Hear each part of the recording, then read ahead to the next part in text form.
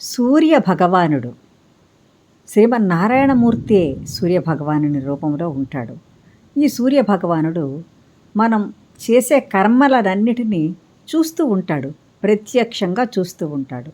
మనం చేసే మంచి చెడు అన్నిటినీ చూస్తూనే ఉంటాడు. మనం చేసే కర్మలకు అతడు ప్రత్యక్ష సాక్షి. అందువల్ల సూర్యభగవానునికి కర్మసాక్షి అనే మరొక పేరు కూడా ఉంది.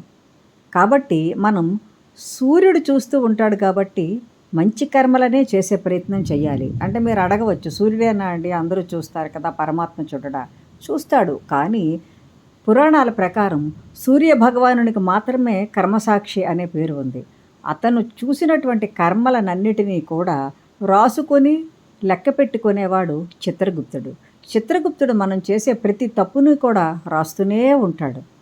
మంచి ఎలాగూ ఉంటుంది, పరమాత్మ మంచికి ఎప్పుడూ కూడా అతను చేయూతనిస్తూనే ఉంటాడు.